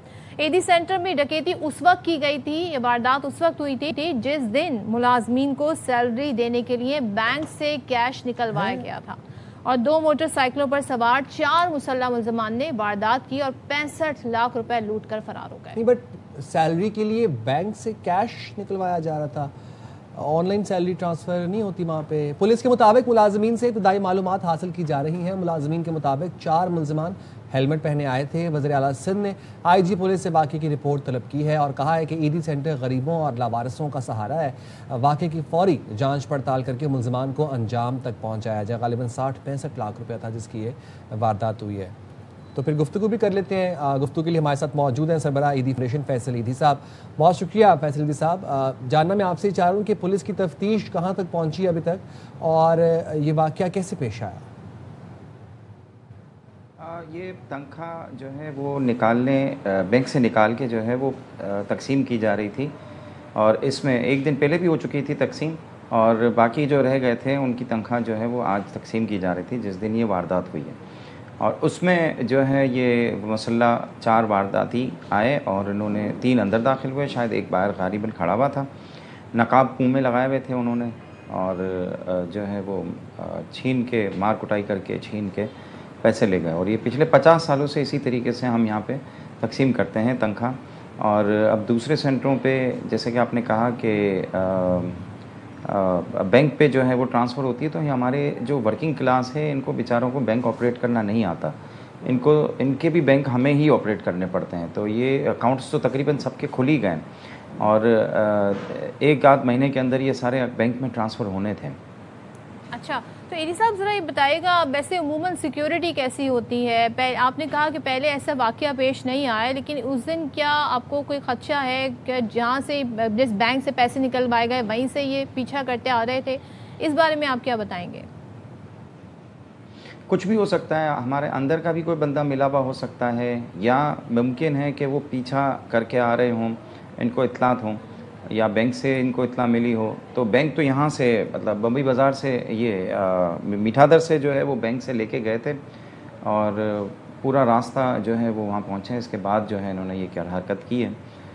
तो कुछ भी हो सकता है, स्टाफ भी मिला हुआ हो सकता है कोई और बाहर से भी कोई इन्फॉर्मेशन हो सकती है। अब ये पुलिस जब ये लेकर आएगी सामने, पुलिस काबिल है, ऐसा नहीं है कि मैं नहीं कहता कि पुलिस काबिल नहीं है, लेकिन अगर जब काम करने पे आती है तो बड़े से बड़ा केस भी जो है ना इसको सॉल्व करना कोई मुश्किल नहीं है। अच्छा, तो ईदी साहब मैं जानना आपसे चाह रहा हूँ कि ये एक तो ये वाक़या, ये वारदात बैंक के करीब पेश आई या आपके सेंटर के करीब पेश आई? दूसरा, ये आप कितना स्टाफ काम कर रहा था उस वक्त, कितना स्टाफ मौजूद था आपके सेंटर में? ये सेंटर के अंदर हुआ है और स्टाफ जो है वो तनख्वाह लेने के लिए जमा था वहाँ पे। अच्छा। जैसे हर साल मतलब पिछले 50 सालों से जो है तनख्वाह जब आती है तो वो जमा होता है, तो ये स्टाफ जमा था जिनकी तनख्वाह ये आने वाली थी और तकसीम का अमल चालू होने ही वाला था और ये डकैत अंदर आ गए। और उमूमन आप टाइम का कुछ बता सकते हैं, कितनी देर में ये कार्रवाई करके फ़रार हुए मुल्ज़िमान और अब तक पुलिस को कोई इस वाले से कुछ क्लू मिला है?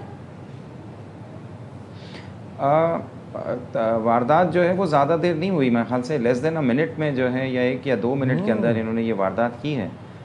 और पुलिस ने जो है वो 1-2 लोगों पे शक किया था हमारे अंदर के स्टाफ के, इनमें से एक आध को क्लियर कर दिया है और वो तहकीकात कर रहे हैं और कह रहे हैं कि हम इंशाल्लाह पहुंच जाएंगे। आप मुतमईन हैं पुलिस की तफ्तीश से, सारी कार्रवाई से?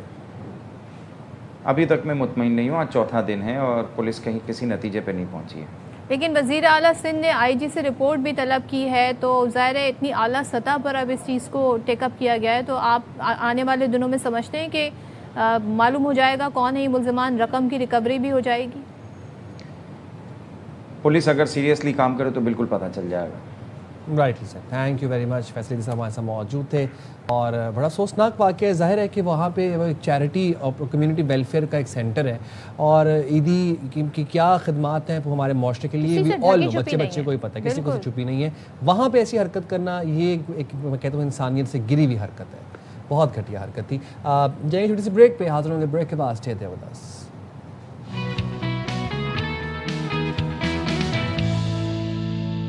Welcome back. अच्छा जी, कुछ आपकी सेहत आम्मा से मुतालिक बात कर लें और मुल्क भर में जो घी है और कुकिंग ऑयल है उसके मयार पर अब बहुत अरसे से ये बातें हो रही थी कि इसकी क्वालिटी चेक होनी चाहिए। इस पर बहुत सारे सवालात उठ गए हैं। सरकारी टेस्ट में बड़ी तादाद में नमूने गैर मयारी निकल आए और अवाम जो घी और तेल रोज़ाना अपने खानों में इस्तेमाल कर रहे हैं, भर भर के तेल डाल रहे हैं, उस मयार की हकीकत सामने आ गई है।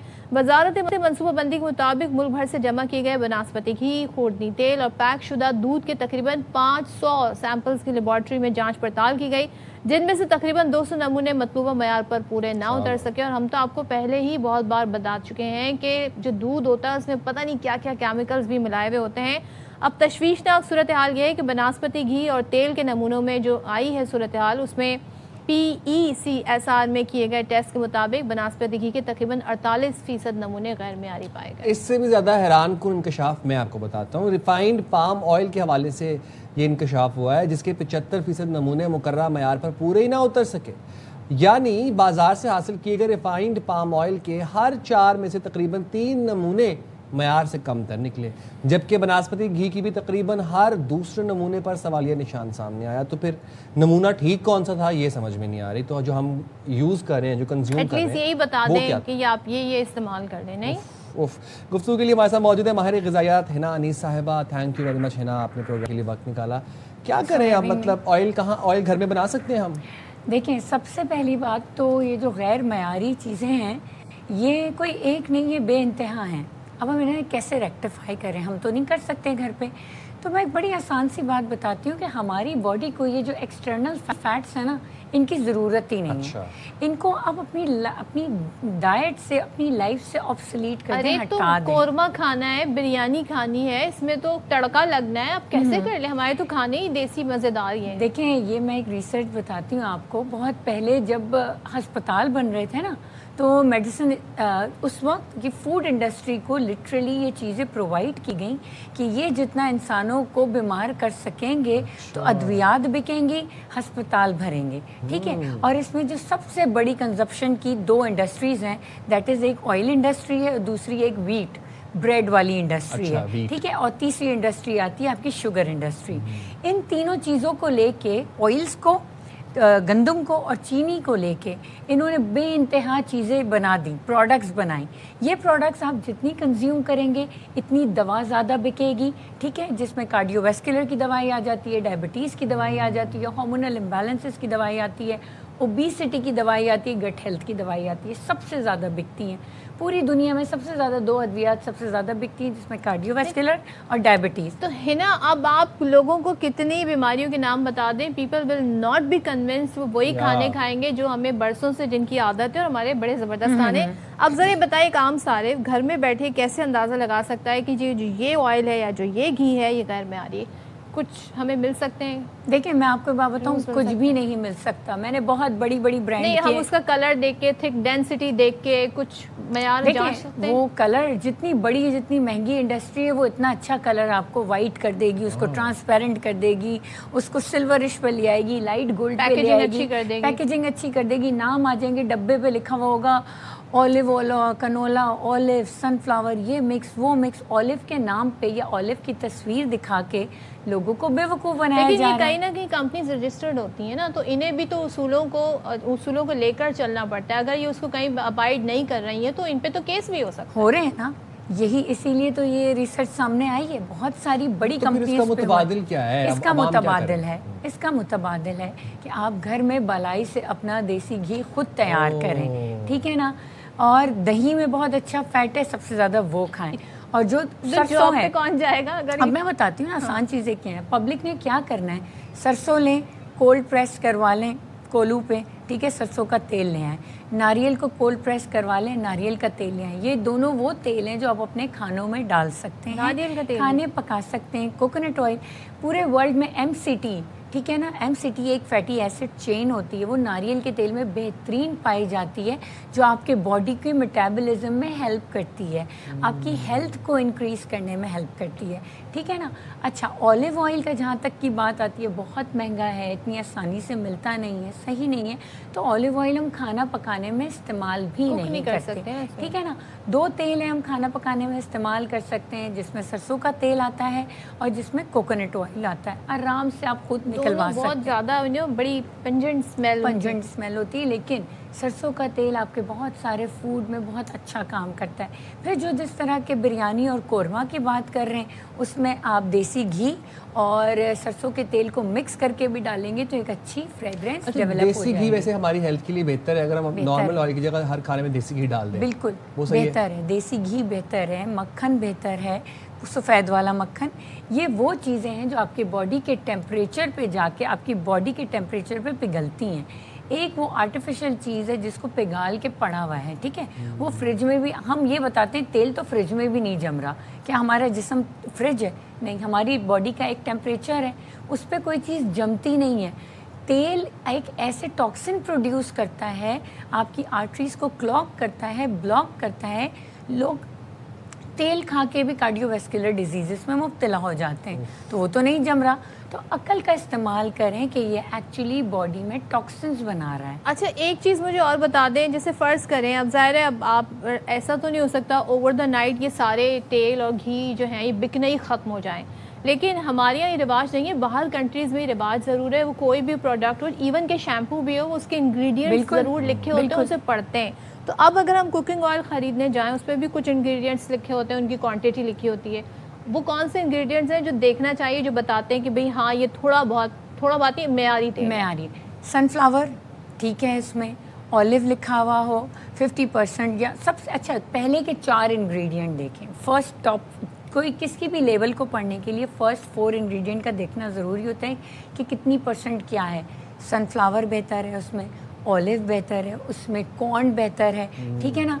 अब जहाँ तक आ जाता है palm oil is a diesel, और हम लोग, हमारे यहाँ 80% सबसे ज़्यादा क्वांटिटी पाम ऑयल की होती है। पाम ऑयल इस्तेमाल नहीं करना चाहिए क्योंकि ये हमारी एशियन बॉडी के लिए नहीं बना है, ठीक है, और हम वही डालते हैं।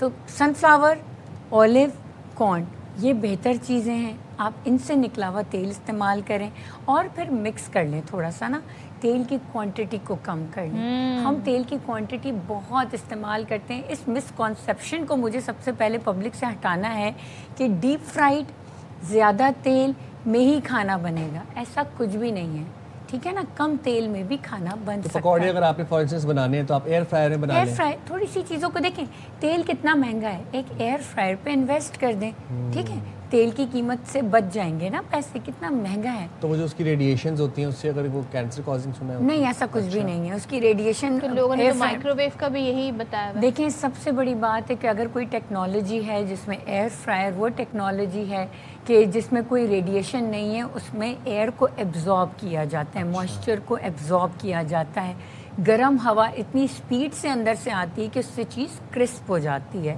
तो ये उसका मकसद है, उसमें कोई रेडिएशन नहीं है सच। ये सबसे बड़ा तो आपका मोबाइल है जो ये इतनी बड़ी रेडिएशन है, इसको तो आप हर वक्त हाथ में लिए घूम रहे हैं, लेकिन खाने के बाद उसको अच्छे से प्लास्टिक के बर्तन में ना गर्म बिल्कुल प्लास्टिक के बर्तन की बात आती है, कवर बिल्कुल। अब ये देखें, जो ऑयल बन के हमारे पास गैर मयारी उसमें आता है, जो कुछ ऐसे खुले ऑयल हैं, लोग अक्सर क्या करते हैं, थोड़े से पैसे बचाने के लिए खुले ऑयल जिस पे कोई लेबलिंग नहीं है, कोई पैकेजिंग नहीं है, वहाँ से लेते हैं।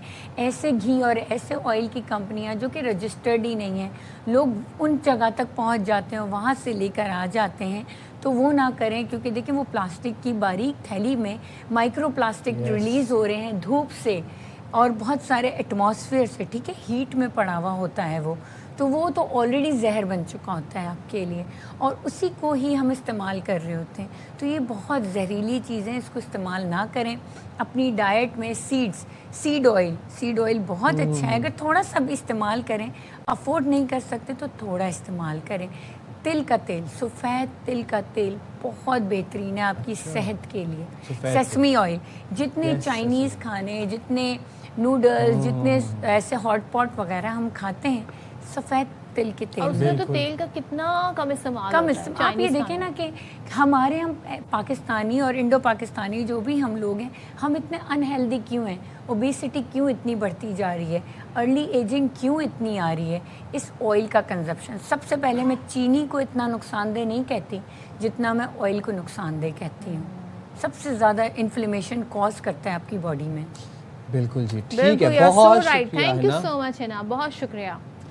तो ये आपने जी तेल का इस्तेमाल कम से कम करें और मेयारी तेल इस्तेमाल करें। और एक और अपडेट आपको दे देती हूँ। सिक्योरिटी वजूहात की बिना पर 3 साल से बंद मज़ार कायद को दोबारा आम शहरियों के लिए खोलने का फैसला कर लिया गया है।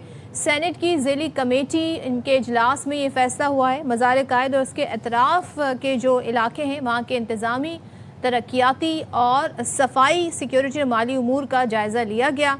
चेयरमैन कमेटी सईद वकार मेहदी ने कहा कि मज़ार कायद ना कमर्शियल है और ना ही रिहायशी। इसके बावजूद बिजली का बिल गैर मामूली तौर पर ज़्यादा आ रहा है। सिक्योरिटी वजूहात के बायस मज़ार कायद गुज़िश्ता 3 साल से आम शहरियों के लिए बंद था। ताहम कमिश्नर कराची और दीगर मुताल्लिका हुकाम से मुशावरत के बाद इसे सिक्योरिटी प्रोटोकॉल के तहत दोबारा आवाम के लिए खोलने का फैसला किया गया है।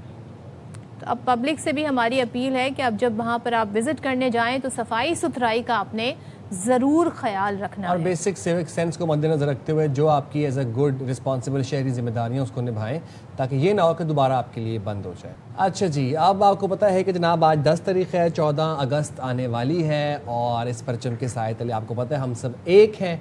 तो लाहौर में जश्न आज़ादी की तैयारियां ज़ोरों शोर से जारी हैं। कौमी परचम हो, झंडियाँ हों, बैजेस हों, आज़ादी के रंग नुमाया करने वाली मुख्तलिफ अशिया की खरीदो फरोख्त भी जारी है। दुकानदार पूरी उम्मीद है कि आज़ादी सीज़न में उनकी आमदन गुज़िश्ता साल से ज़्यादा होगी। तफसीलात बताएंगे नज़ीर भट्टी लाहौर से। पाकिस्तान का यौम आज़ादी जो है वो चंद दिनों की दूरी पर है और इस हवाले से तैयारियां जो है वो जारी हैं। कौम जो है वो इस वक्त बड़े इस जोश व खरोश के साथ है कि हम 14 अगस्त है वो बड़े तज़क्को एहतशाम से जो है वो मनाएंगे। हम होल सेल मार्केट में इस वक्त मौजूद हैं, उर्दू बाज़ार में। क्या दिलचस्पी है जी लोगों की, किन किन चीज़ों को ज़्यादा जो है वो लाइक किया जाता है और इस दफ़ा कौन सी वैरायटी आपके पास ज़्यादा है? ये हमारे बड़ों ने बड़ी कुर्बानियाँ दे के अपने खून पेश करके ये मुल्क को हासिल किया हुआ है। उसी लिहाज से ये लोग जो आते हैं हमारे पास, पूरे पाकिस्तान से लोग आते हैं हमारे पास जोक दर जोक, और अपने यहाँ से माल लेके अपने अपने शहरों में लेके जाते हैं। इसमें बैजेज़ हैं, झंडे हैं, झंडियाँ हैं, बच्चियों के लिए चूड़ियाँ हैं, बैजेज़ हैं, उनके ड्रेसेस हैं। जी ये ज़्यादा झंडे वगैरह आते हैं, झंडियाँ ठीक है। ये बच्चियों के लिए कपड़े वगैरह ठीक है, कपड़े हो गए, झंडे हो गए, और काफ़ी सारी चीज़ें हैं जो चूड़ियाँ वगैरह, ये चीज़ें खुशी से लेते हैं, बच्चों के लिए लेते हैं ज़्यादा। महंगाई के बावजूद लोगों की दिलचस्पी जो है वो यौम आज़ादी में बरकरार है और इंशाल्लाह हम अपनी हैसियत के मुताबिक हर शख्स जो है वो यौम आज़ादी बात है। मार्केट में ऐसे ऐसे आइटम्स आए हुए हैं, ऐसे ऐसे बाजे आए हुए हैं, लेकिन ख़बरदार अगर किसी ने बाजा बजाने की कोशिश की, कोई अच्छी चीज़ नहीं है। गुरेज करने आपने, बड़े बुजुर्ग जो हैं वो बहुत तंग होते हैं बाजों की आवाज़ों से। बुजुर्ग क्या, सभी तंग होते हैं। पता नहीं बच्चे जो हैं क्या, वैसे आप कुछ भी कह लें साइम, कितनी पाबंदी लग जाए ये आवाज़ें आपको ज़रूर सुनाई देंगी। लेकिन इस दफ़ा जो हालात चल रहे हैं इकोनॉमी के, मुझे लगता है कि मैं बाजा भी शायद अफोर्ड नहीं कर पाऊंगा। पिछले साल तो मैंने छोटा वाला बाजा खरीद लिया था, इस साल तो मैं उसकी भी हालात नहीं। तो आप मना कर रहे हैं और आप खुद खरीद रहे हैं, ये बताएं। हाँ, तो नहीं खरीद पाऊंगा ना, वो जो मामलात चल रहे हैं, बाजा भी नहीं अफोर्ड कर पाएंगे हम। बहरहाल अपना मुल्क है, प्यारा मुल्क है, अच्छे से इसे सजाएं, अपने स्कूल, अपने घर को सजाएं, पाकिस्तान का सब्ज़ लाली परचम लहराएं। तो ये महीना ही आज़ादी का महीना है, जश्न का महीना है, इसको दिल खोल कर सेलिब्रेट करें। अग्रीड। हम अभी हमें दीजिए इजाज़त, अपना बहुत ख्याल रखिएगा। अल्लाह हाफिज़। पाकिस्तान जिंदाबाद।